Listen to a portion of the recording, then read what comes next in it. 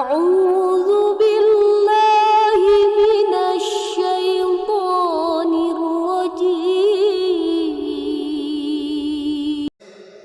Di antara faedah dari kisah ini ya, adalah al-ibrah ya bil khawatim.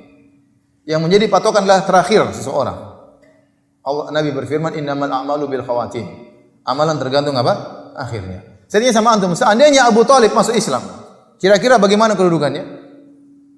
Mungkin tadi seperti perkataan orang Syiah atau Tabai, dia lebih baik daripada Muhajirin dan Ansar. Bisa jadi. Karena dia menolong Nabi di saat-saat yang sangat genting, luar biasa. Dia yang merawat si kecil Muhammad sallallahu alaihi wasallam waktu menjadi yatim. Luar biasa. Dia marah karena membela Nabi sallallahu alaihi wasallam. Seandainya dia masuk Islam, bermanfaat atau tidak? Bermanfaat. Tetapi ternyata dia tidak masuk Islam. Dia tidak masuk Islam. Maka amalan orang kafir sebanyak apapun tidak bermanfaat kalau tidak masuk Islam. Ya, kata Allah wa qadimna ila ma amilu min amalin faja'alnahu haba'an mantsura. Maka kami datangi kepada ya apa yang telah mereka amalkan di dunia, pahala-pahala sangat banyak. Faja'alnahu haba'an mantsura, kami jadikan pahala tersebut seperti debu yang berterbangan. Jadi sebenarnya orang kafir itu pahalanya ada. Tapi karena mereka meninggal dalam kondisi musyrik, pahala tersebut dijadikan debu oleh Allah Subhanahu wa taala. Allah berfirman apa? Wa ma mana'ahum an tuqbala minhum nafaqatuhum illa annahum kafaru billahi wa bi rasulih. Tidaklah mencegah sedekah mereka diterima oleh Allah kecuali karena mereka kafir. Seandainya mereka tidak kafir, sedekah mereka diterima oleh Allah Subhanahu wa taala. Karenanya orang kafir kalau ada masuk Islam, seluruh amalan mereka diterima atau tidak? Diterima. Seperti Hakim bin Hizam, kata Nabi sallallahu alaihi wasallam, "Aslamta ala ma aslafta min khair ya Hakim." Kau masuk Islam dengan membawa seluruh amal kebajikanmu waktu masih jahiliyah. Jadi sebenarnya amalan mereka diterima, gara-gara mereka kafir, amalan mereka tidak diterima. Oleh karenanya orang kafir sebaik apapun, sangat sosial, sangat dermawan, sangat kemanusiaan, tapi kalau meninggal dalam kondisi kafir tidak bermanfaat. Kenapa? Karena dia musyrik kepada Allah Subhanahu wa taala. Sering orang-orang liberal mengatakan demikian, masa orang ini baik kemudian masuk neraka? Kita bilang baiknya dia masih kurang dengan baiknya Abu Thalib. Mana yang lebih hebat? Dia atau Abu Thalib? Abu Thalib lebih baik daripada dia. Abu Thalib rela mati demi membela ponakannya Muhammad sallallahu alaihi wasallam. Tapi apakah bermanfaat? Jawabannya tidak bermanfaat. Tidak bermanfaat selama dia tidak masuk Islam. Kenapa? Karena orang kalau musyrik berarti dia tidak beradab kepada Allah Subhanahu wa taala, meskipun dia sangat baik kepada makhluk. Kenapa? Waktu ditanya Nabi sallallahu alaihi wasallam, "Ayu dzambi a'zam?" Dosa apa yang paling besar?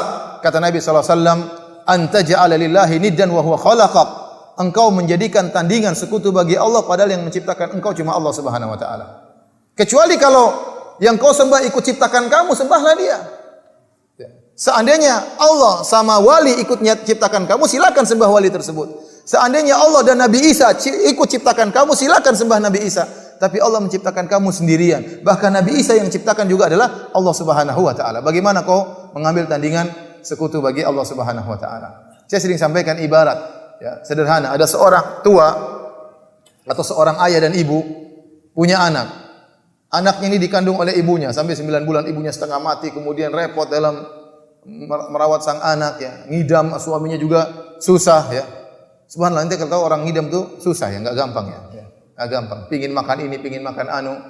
Sampai di antara cerita yang unik saya pernah dengar dari kawan Universitas Madinah, lulusan Madinah.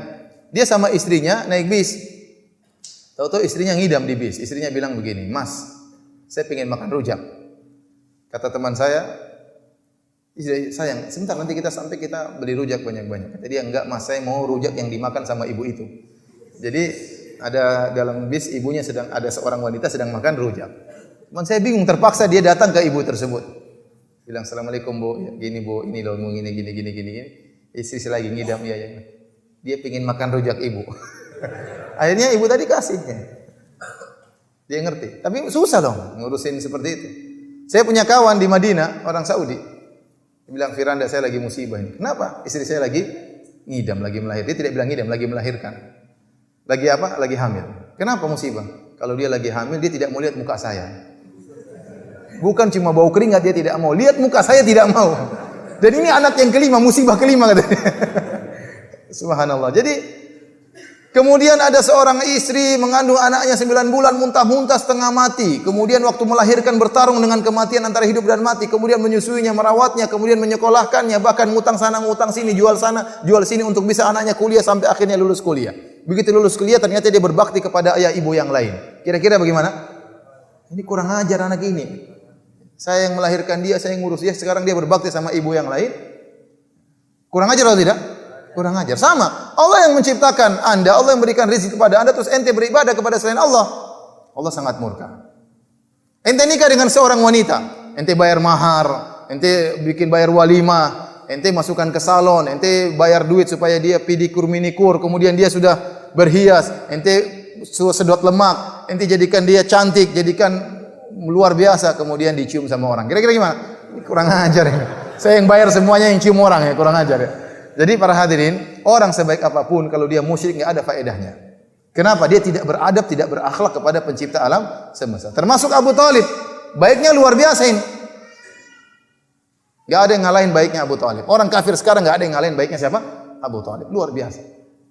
Dia yang membela Nabi, rela mati untuk membela Nabi. Dan dia tahu Nabi di atas kebenaran. Tapi dia tidak masuk Islam.